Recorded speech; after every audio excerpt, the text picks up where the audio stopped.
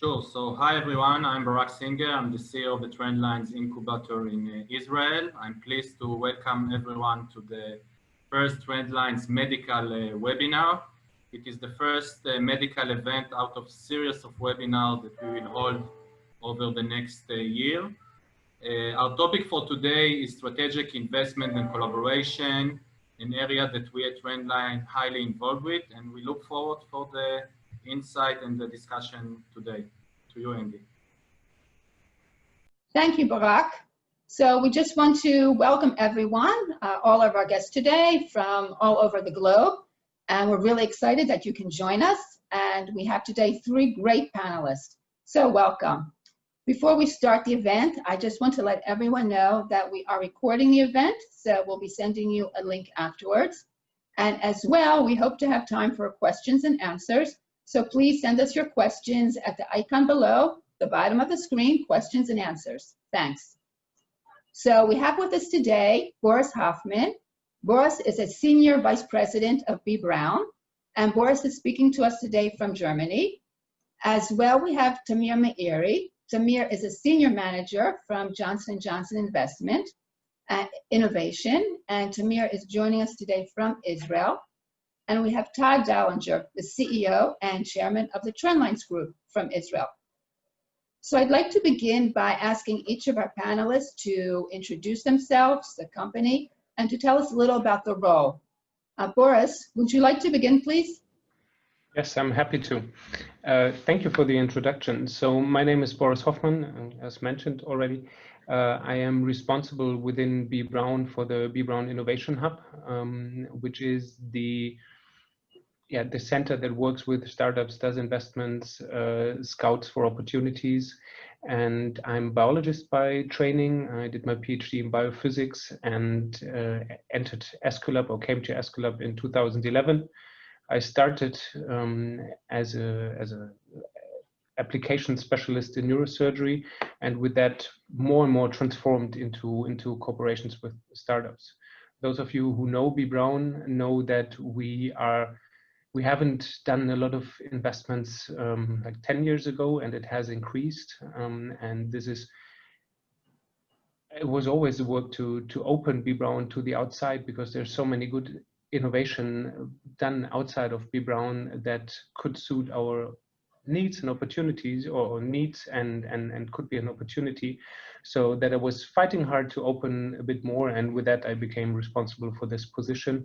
And nowadays we do investments. We do that at various stages, I think we'll talk about later, and I'm looking forward to the questions later on. Thank you, Boris. Tamir, would you like to tell us, introduce yourself briefly and about Johnson & Johnson and your role there? Sure. Thanks, Andi. So Tamir, based in Israel, I'm an investor on the JJDC team.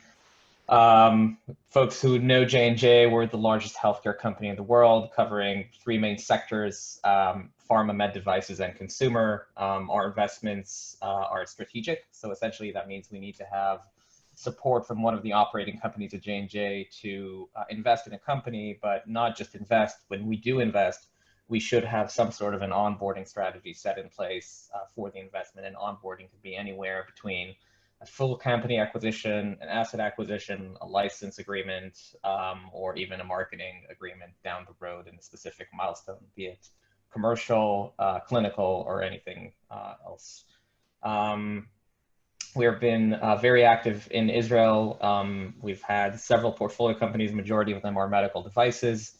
A very successful investments with our esteemed colleagues here at Trendlines in OrthoSpin, as well as covering investments in med devices and consumer in Europe out of Israel as well.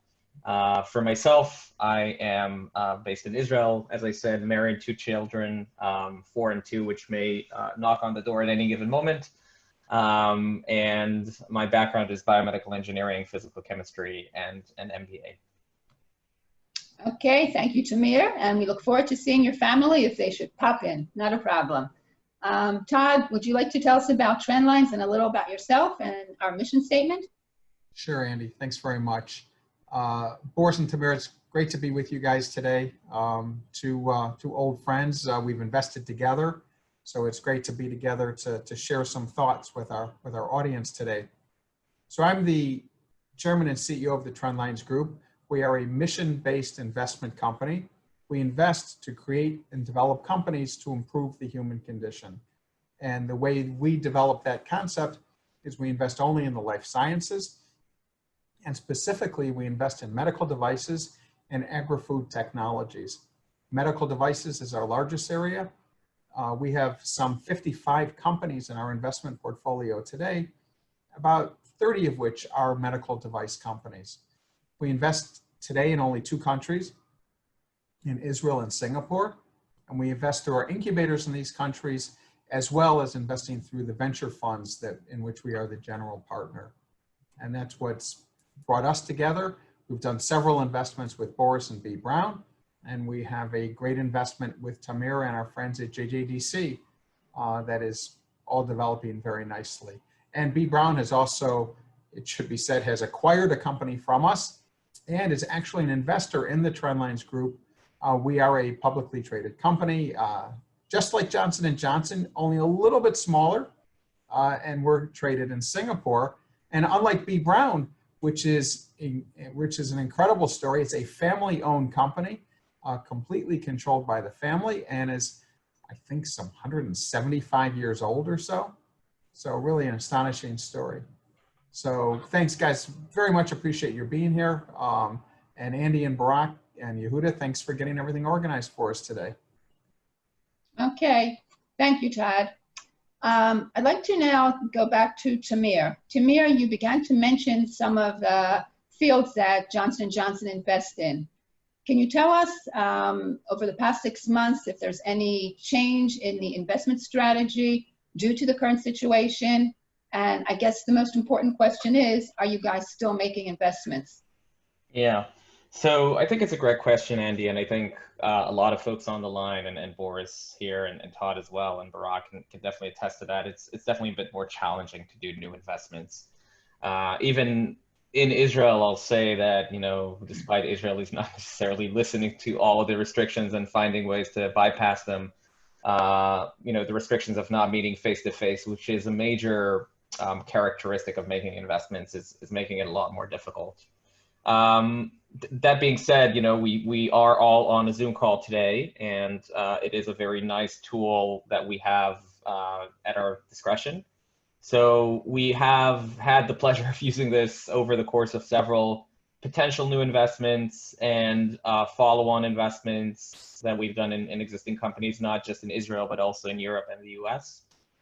So we are making new investments. I think several PRs have definitely attested to that, not necessarily us in Israel, but the JJDC team globally.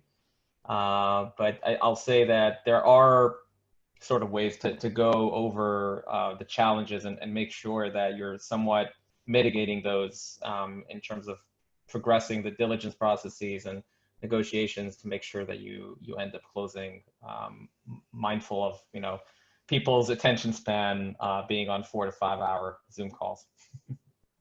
Yeah, so you started already talking about the due diligence process and the challenges that you face because we can't meet face to face.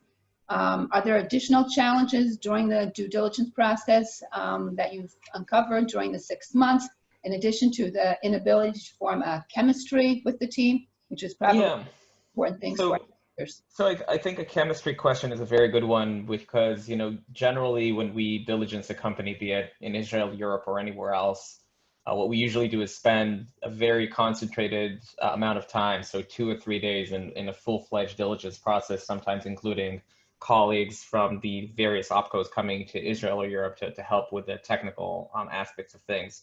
So that's obviously less achievable at this moment. So we do split this into various Zoom calls that are very topic oriented. I guess the one tip I could give for any fellow investors on the line and sort of entrepreneurs is to try and split those diligence meetings to 1 to 1.5 hour calls and not necessarily do 3 or 4 during the day, because as I said, attention spans standing or sitting in front of the screen tend to be limited. But that being said, yeah, I think it is a challenge, especially on the personal level, meeting with the people and sort of recognizing their strengths and weaknesses, and really forming that personal bond, which is very key once you're already an investor in a company. So it is challenging, but you have to make do with whatever you have. So some risks are harder at this point than normal times, for sure. Yes, definitely challenging times, and you've given us some good insight. Boris, I'd like to ask you the same question. Can you briefly tell us about some of the sectors that B. Braun invests in? Has there been a change in the company's strategy because of the recent situation? And are you guys still investing? So first of all, yes, we are still investing, and the areas of interest to us is, so B. Braun is, as Todd mentioned, it's more than 180 years old, family owned, and we are very diverse from the areas that we are working in. So we have 4 divisions, hospital care being the main one, doing like IV catheters, large volume parenterals, or drug infusion pumps. Things like that. Then there's Aesculap, dealing with everything that is taking place in the OR, so from surgical instruments to implants, and Avitum, which is doing hemodialysis, running centers that do the dialysis, but also developing the machines, and OPM, which is outpatient marketing, like stoma care and catheters and things like that. We are looking for strategic investments. So everything we do, we have a strategic thought behind that. And in the areas that we are active in or closely adjacent to it in order to bring us forward to have a better offering on the table for our customers. The situation right now, and looking at due diligence, and Tamir mentioned it, it's really hard to evaluate a team that you've never met before via Zoom. And I think that's the biggest hurdle currently. We can schedule all meetings to look at technical documentation, but the feel and touch of a device, which it is mostly devices, or meeting the team face to face, talking to them, getting to know them beyond the pure business perspective is very important to the teams that are doing that, and to me personally. And this is really a challenge right now. So I haven't found a way to do that properly. So what we've done is we've done some follow-on investments where we know the team. I mean, talking to Todd, I've met him very often, so it's okay if we only chat about business topics and not have a social topic or social part aside of that. So follow-on investments work well, but new investments, this is a challenge we need to overcome. We've done due diligence in Switzerland on the company, which was possible to go there with a very small team, but it's a challenge. So would you say then that the due diligence process is taking much longer now as well? What should an entrepreneur expect? Is it taking an additional 3-4 months, an additional 6 months? Can you give us any insight into that? As said, we are a family-owned company, and depending on the size of investment, it might be board members that would like to see the product. And normally it's easy to travel there, to go there and have them being introduced to the company.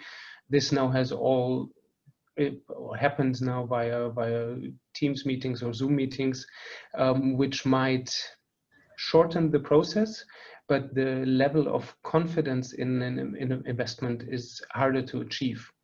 And so there's probably more rounds and digging deeper than just being on site and seeing things and how the team works in general. Okay, thank you, Boris. Okay. Todd, I'd like to ask you a question now, please. Trendline's portfolios have received investments from numerous strategics. And in your opinion, at what stage should a company seek investment from a strategic? Is it ever too early to approach a strategic? And if you approach too early, might this have a negative effect on your future relationship with the strategic? Well, let me follow that question exactly the way you asked it, Andi. I think that meeting with the strategic very early can be a good and right thing to do. And I'll go back to that in a second. But I'm separating that, as you did in your question, from asking for money on day one.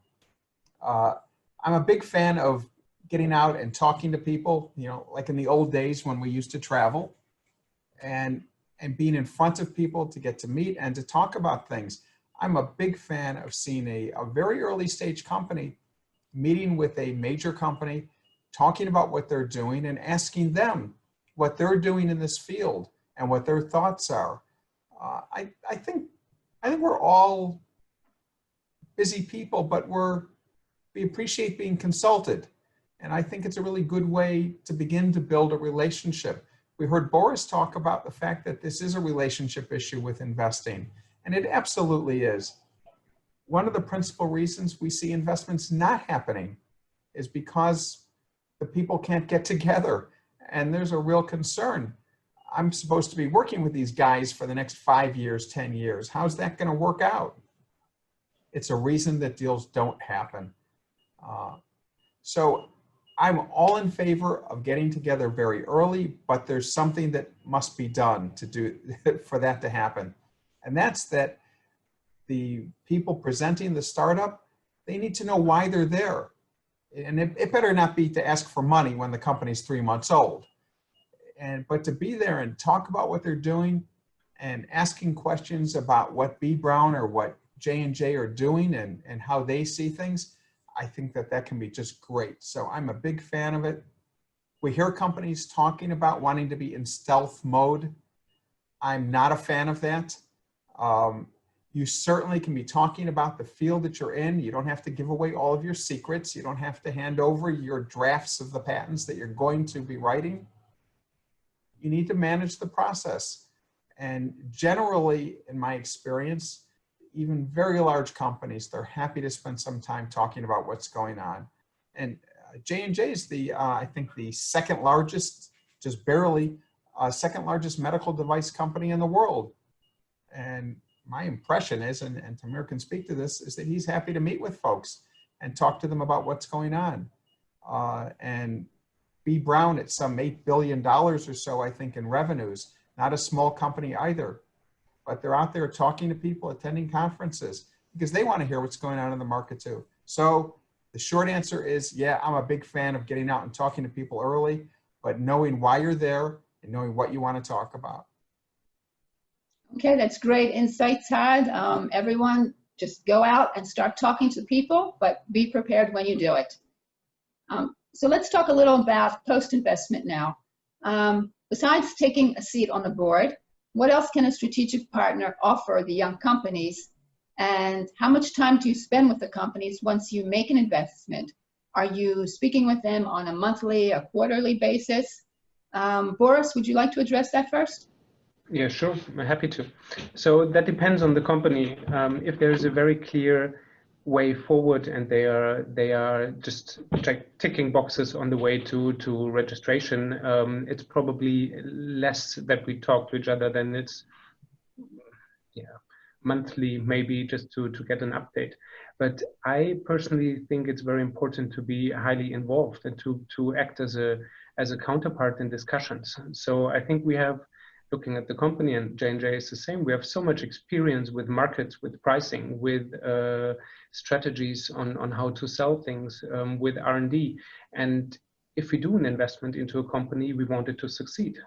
So we are open to help and to support if it is accepted by the company. But this is something, I would not invest in a company that tries to hide everything from us. It's really bringing this company forward. If we invest in a company, we do not have a parallel development that is tackling the same thing. And that's why I believe it's very beneficial to talk about roadmaps, about roadblocks that are there and how we can support and get the experience of its 64,000 employees that we have.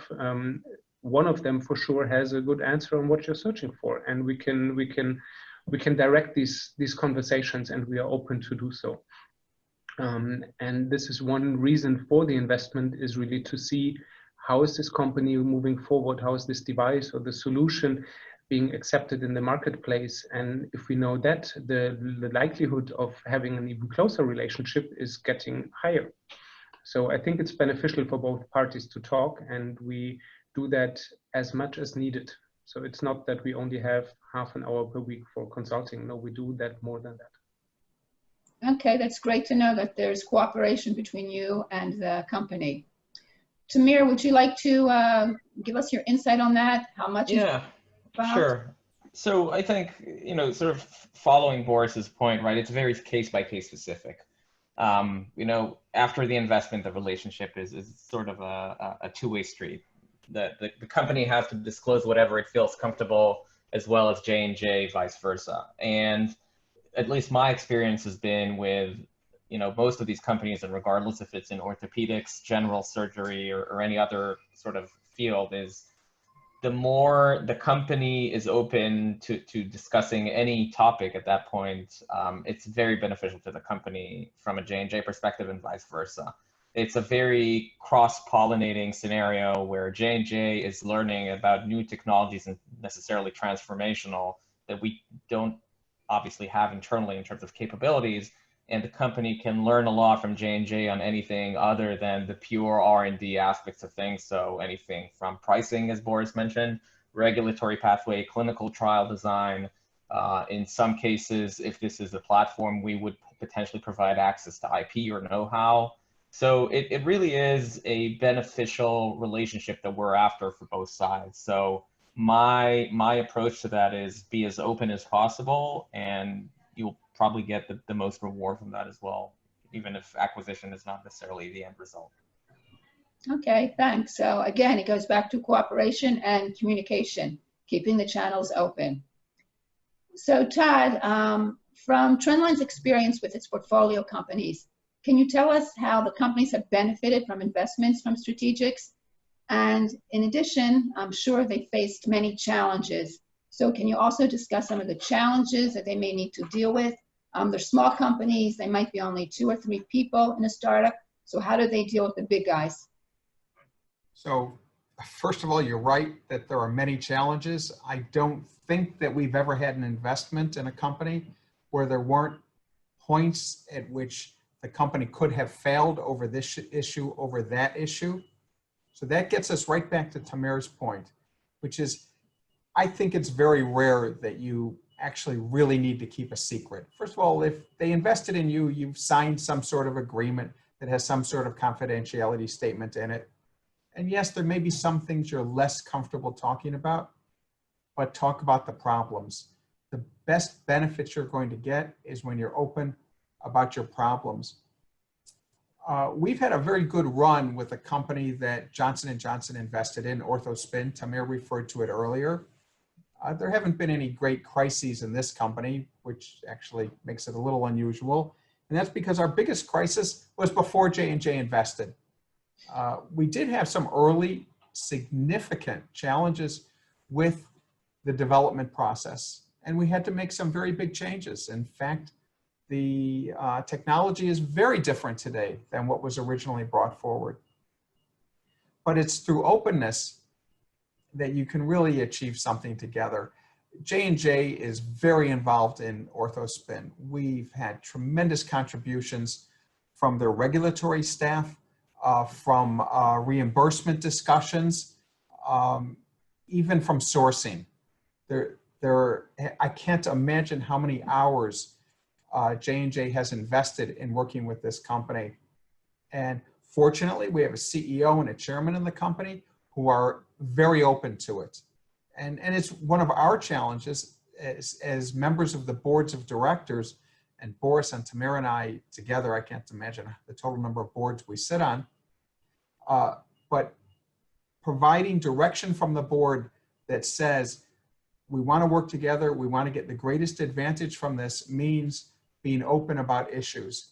And it means a willingness to listen and not to hold the conviction that whatever idea I have is the right idea. The more that we let people challenge us, the better we're going to be. Boris points out that B. Braun has 64,000 employees. J&J, second largest medical device company in the world. I mean, the assets that they can bring when they're interested, when you deal with them properly, and when you're open to listening, are just tremendous. And we've had really good fortune with both of these guys, and with the people that they've brought forward to talk to our companies and to consult with our companies. And it's unquestionably helped the companies move forward. When you're reticent to talk about problems, when you're reticent to deal with issues with others, you're just not going to get as much from these relationships. My final comment on this is every investor says, I bring much more than just money. Go talk to any VC and any strategic, and they're going to talk about bringing much more than just money. But the truth is, the strategic partner has tremendous in-depth capabilities. And if you work to build that relationship, there's so much that the companies can get out of it. So as I said before, start early, start talking to potential strategic partners early. And the more you can bring them in and get them to the first step of investment, and then the next investment, then of course, they're going to be an opportunity for you to sell your company to them.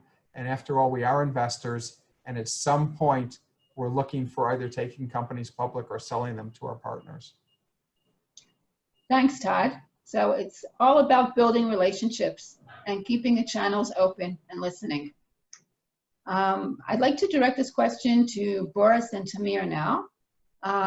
We've spoken about due diligence and post-investment. Let's talk about now about what happens if there's a difference between how an Israeli CEO or company presents their company. Is there a difference the way they pitch the company and how they handle the due diligence? Can you tell us if you've seen any difference between an Israeli CEO and from other CEOs from around the world? And please give it to us straight for all of our guests here in Israel. Boris, would you like to start? I'm happy to. So I think, Todd, you mentioned that once, that for an Israeli, a no is just the beginning of a conversation or of an argument, and that's basically what it is. The experience I have with Israeli companies are that, or CEOs, are that they are very convinced from their solution they have, and that they try to explain to you why this is the best solution. And it's sometimes hard to get them to listen. If that works out, it's a perfect relationship. But we even had partners that we talked to where it was, yeah, we know that we know it better, and you should do it that way. And that's harmful. Even if it is the better way, it's good to discuss and argue about that and find the solution where both parties say, yeah, okay, that's the way we move forward. And this is a challenge somehow and different to, for example, German entrepreneurs. The US is completely different in my opinion, but yeah, that's something I would attribute to Israeli companies. And as always, you can't apply it to everyone. Okay, so that goes back to what Todd said, and to really pay attention and to listen. Yeah. Building that relationship. Tamir, being that you're stationed in Israel, can you answer that question? Yeah. Is there a difference? So it's actually interesting because I'm looking at it completely from the flip side, being an Israeli and investing in Israeli company, but also in German companies on Boris's end. So, you know, Israelis are obviously very blunt and have this, what we call the Yeh Beseder approach, which is almost this no worries approach, similar to the Australians. And that basically means you improvise as you go, which is sort of the approach here. And I think why this has worked very well for the country and a lot of the entrepreneurs generally. But it also shows, I would say, some sort of lack of professionalism when you're talking into companies and investments. I do have to say, though, there was a significant improvement in the quality of pitches and companies and entrepreneurs I'm seeing over the past few years versus what I saw, I don't know, 6 to 7 years ago. But I guess the majority of the approach is, you know, sort of a just-in-time approach versus planning ahead, which is the big sort of dissonance between the two approaches of Europeans and Israelis. I can even give one sort of case studies where one of my Israeli companies is now under diligence and the data room is slowly building to the new investors, whereas my German portfolio company is also in the midst of diligence, and the data room has not opened until it was fully populated with all the documents in advance. So that's sort of the contrast between the two, I'd say. But I guess maybe one tip or sort of an advice to a lot of the entrepreneurs on the line is what I'm seeing a lot on the pitches is focusing on bombastic market sizes and penetration percentages without actually having sold a single unit in your life, whether it's at a previous role or this current company. And what I would suggest, especially for early stage companies, is really focus on the value and the strength of the R&D capabilities and the innovation at hand, and less about how I'm going to sell this and at what price, et cetera, because that's at least less relevant at the stage that we're seeing most of the companies. Thanks a lot, Tamir. That's great advice.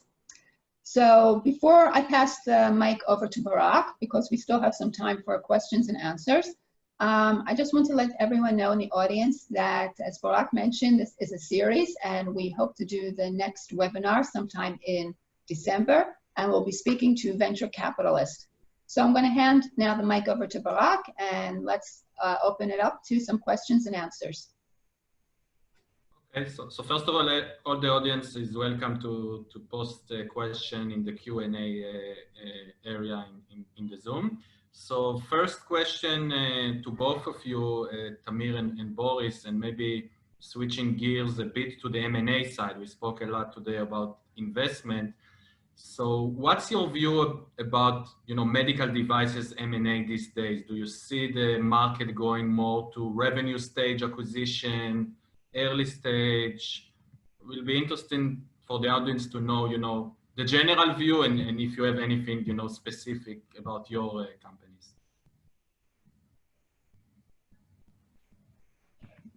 Boris, would you like to go ahead, or? No, go ahead. I'm Okay, also sure. curious about your view on that. Sure. So, recognizing we're actually only responsible for equity investments, these are more insights of what I'm seeing from the market rather than just J&J.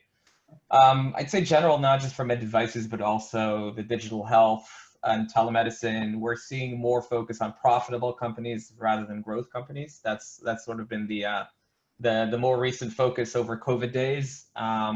We are seeing very few opportunities where big corporates are snapping very small companies, are experiencing difficulties in fundraising, and rather, just be acquired for a very small multiple just to say you got acquired. So we're seeing bits of that here and there in Europe, US, and Asia.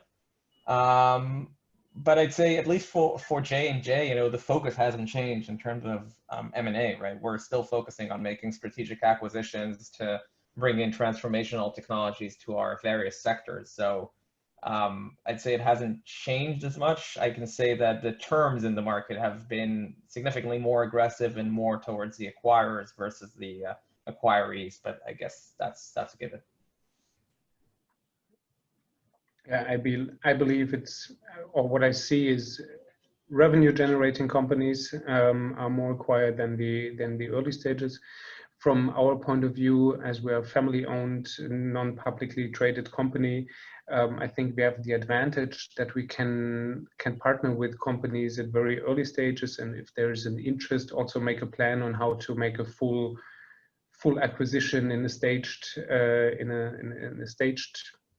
or version or staged process, let me say it like that.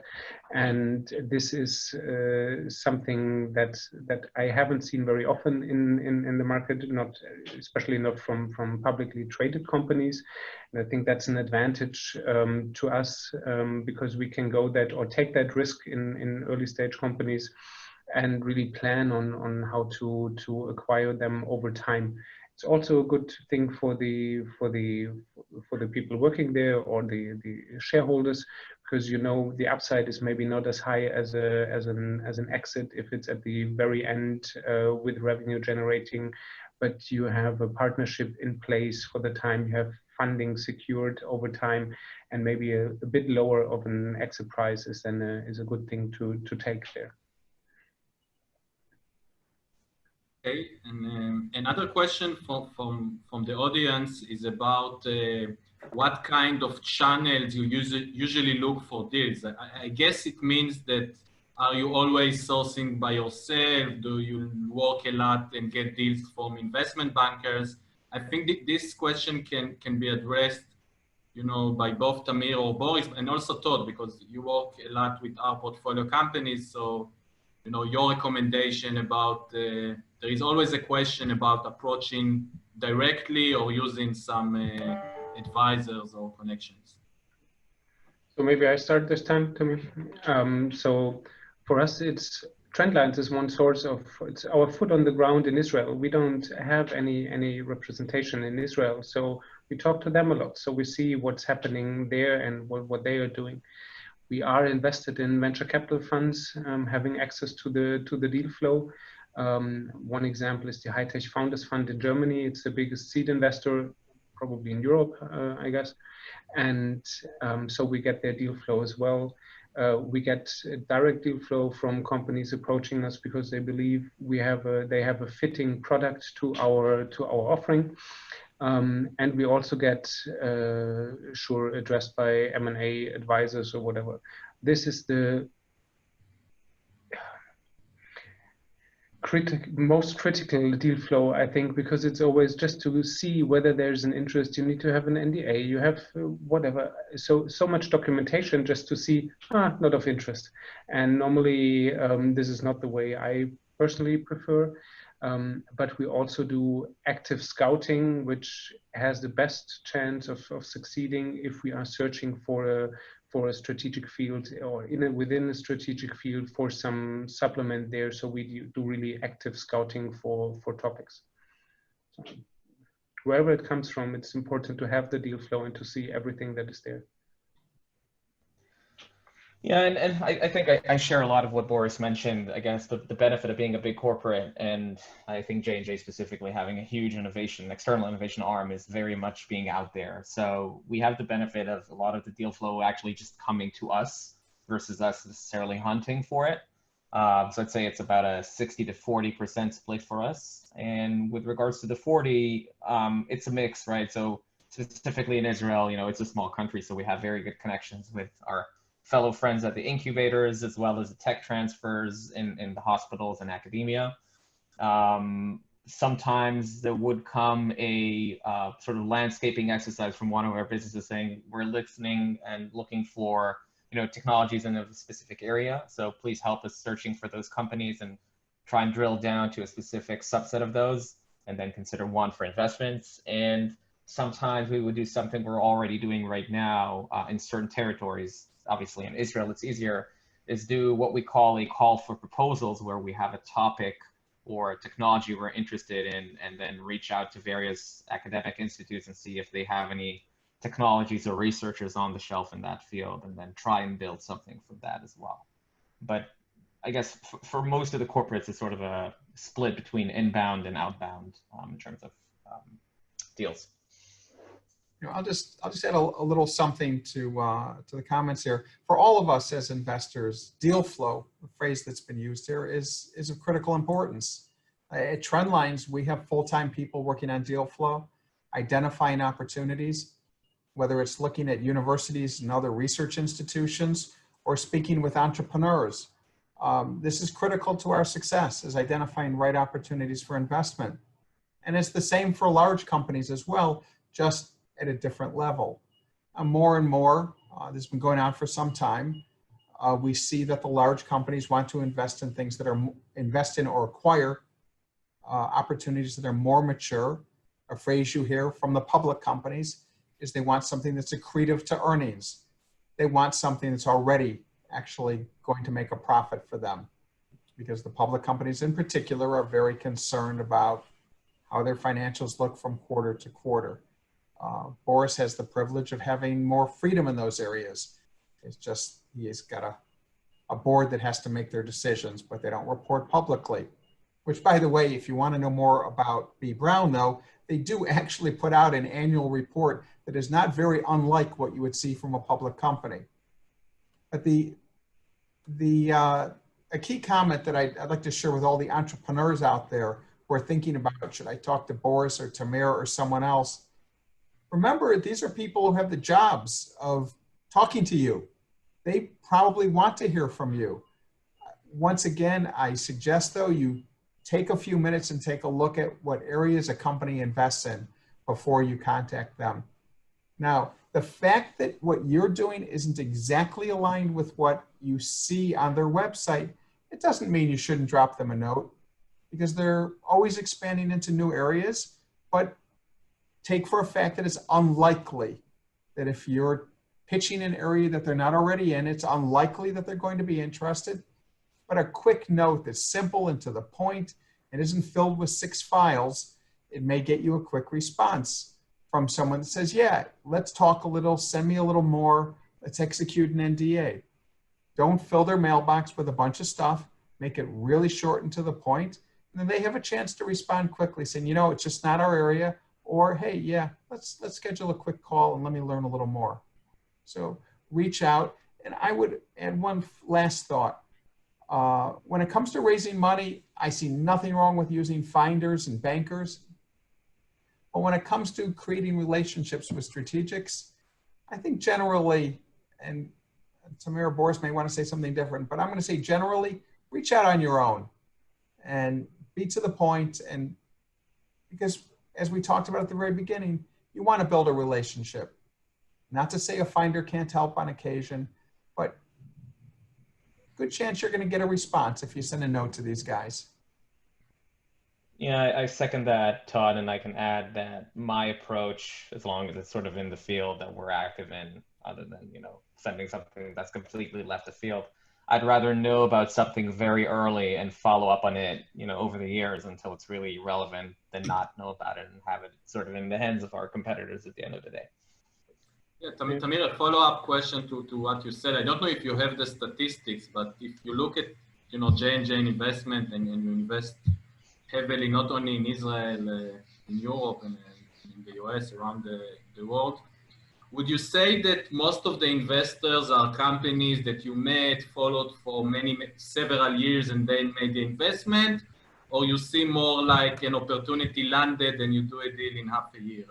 I see I asked you a tough question, so it's a tough question because, you know, you have to consider we have more than 140 portfolio companies worldwide at any given moment, including some publics and some that are even when I was still in high school. So I can't really attest to a lot of that. But in my 8 years at J&J, I'd say it's probably about a half and half between proactive searching for companies in fields that are relevant to us and others sort of coming to us. I can think, you know, even OrthoSpin, for example, right? We've known about OrthoSpin for 2 years and said, you know, it's not relevant for us. Talk to us when you have some more data or some more, you know, R&D progress. And at the end of the day, it sort of became relevant right at the right moment. I can think of other companies in Israel, other companies in Europe. So I guess the core message here is sort of try to keep the relationship warm, keep it friendly, keep updating the investors, because strategies may change, priorities may change, timelines may change, that may dictate sort of a different thinking about a company one way or the other.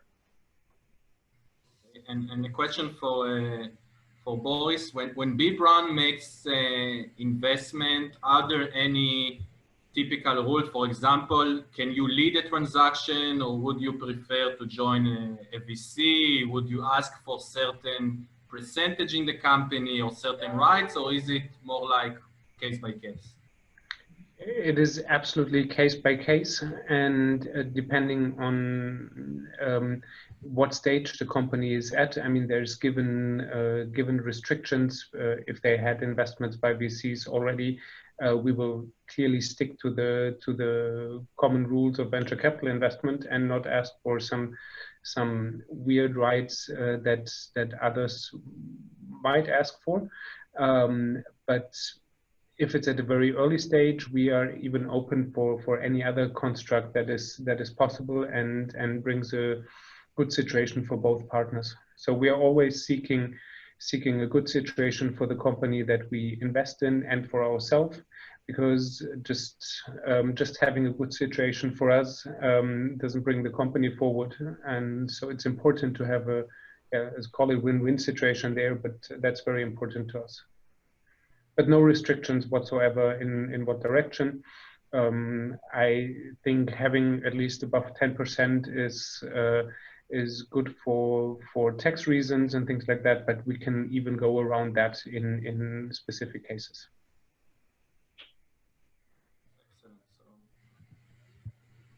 maybe one thing to add, below 50% equity is important because otherwise you're supposed to follow our company guidelines and rules, corporate governance rules, which as a small company you do not want to do. And this is an advice to everyone.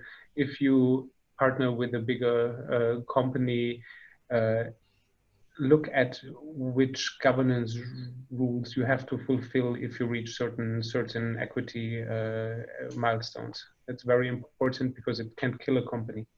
Yeah, and for us, it's below 20% mainly because of the accounting nightmares. It's going to be managing equity accounting for 100 and something companies. So, yeah. okay, so we are heading towards the end of this session, and Boris, Tamir, Todd, anyone has final remarks? Todd, you were involved in M&A transaction in the midst of the COVID. I don't know if you want to speak about it right now, but maybe on the very high level, you can say something about the challenges of doing M&A transaction during Corona, no flights, etc. Right. Well, yeah, it's been a fascinating year. Our portfolio of investments isn't as large as J&J's, but in our business, it's a large portfolio with close to 60 companies that we're invested in. We were close to closing a deal. It was the sale of a spine company, ApiFix, which was sold in the end to OrthoPediatrics. This is obviously all public information today. And that deal was scheduled for months and months to close on April 1. And as many of you have heard, there's been an issue with a virus. I don't think they know about it in Germany. Things are too neat and orderly there, but in other countries, the virus has been a bit of an issue. And as also has been pointed out in this conversation, at different times, the buyers have a lot more strength than the sellers do. The buyers are always in a powerful position, surely. But when times are tough, for instance, when there's a virus that's slowing everything down, the buyer's actually in a stronger position. So there were concerns about getting renegotiated. And of course, there were conversations. But that deal actually closed exactly on schedule on April 1. I think to the surprise of everyone, candidly, including me, a little surprised it closed on time and pretty much as had already been negotiated. But it did add extra pressures. I have no doubt that the acquirer in their boardroom, they talked about, do we want to go ahead with this at this time? And they did. Well, something else happened that same week. That same week, we closed an investment with J&J in the company that we've just been talking about, OrthoSpin. And candidly, that was a question in my mind as well. Would that deal close as scheduled? This was a time of great concern for everyone about what was happening in the world. And this was a not insignificant investment, not enormous for J&J, but J&J and Trendlines jointly invested $5 million into OrthoSpin at that time. I think that's public information. I think we announced it. And that deal also happened on schedule, but with concerns on our side as to whether it would because of the environment. It is a fact that external factors that have nothing to do with B. Braun, J&J, Trendlines, or any of our portfolio companies impact how negotiations are carried out and as well what the pricing for a deal is going to be, the value for an investment or the price for an acquisition. So some things are just simply not in our control, but we keep going. At Trendlines, we've had investments in more than 25 portfolio companies this year, which is really extraordinary, by far a record for us. So we're having an excellent year, but yeah, there are, Barak, to your point, external factors are a big deal and they're not all within our control.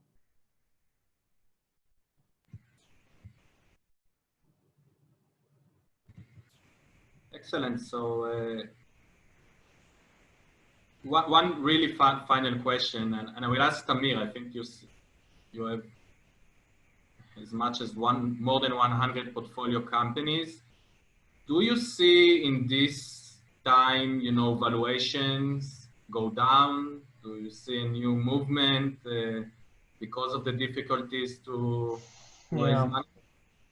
So it's a good question. I can say it's definitely something we're going to see more when the reports come out about this current quarter, because reports that have come out about Q2 of 2020 actually reflected a lot of the deals that started the discussion during Q1, where COVID didn't hit a lot of Europe, US, and Israel yet. And Q2 seemed to be very much in line with Q1, but I think we're really going to see an impact on amounts of deals and sort of money invested in Q3 and going forward. But I can tell you that in several of the conversations I've had with either of my portfolio companies in Israel or Europe, there is definitely more scrutiny to the valuations, especially to medical device companies, whereas on the digital health, digital therapeutics companies are actually seeing higher valuations, not significantly higher, but somewhat higher.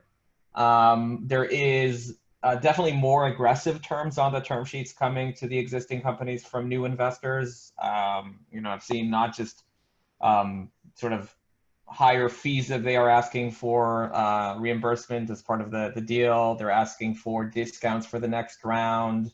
They're asking for set terms for a potential convertible note 2 years in advance. So really trying to secure and leverage the current circumstances to their benefit. It's very industry and geography specific, but there's definitely more pressure on the companies in terms of valuation. You're seeing actually more pressure on companies to raise more than they had planned. So essentially for the entrepreneurs to accept more dilution, but just for the investors to be safe for another, extra 6 or 10 months in case of another wave of COVID and then a delay in fundraising. So this is definitely something I'm seeing more and more. Thank you. With that, Andy, maybe you want to say final words and also about our next webinars. So I just want to thank our audience again from all over for joining us, and we will have another webinar in December, so we will be sending out an announcement shortly when we'll be speaking to venture capitalists. If I may, I'd just like to jump in and really thank Boris and Tamir for participating with us today. I think it's a great conversation. I really appreciate it.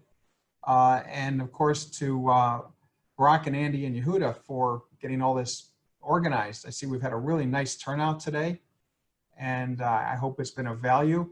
I also see, unfortunately, we didn't get to everyone's questions. There are a bunch of unanswered questions. Please feel free to be in contact with us, and I'll be happy to continue the conversation.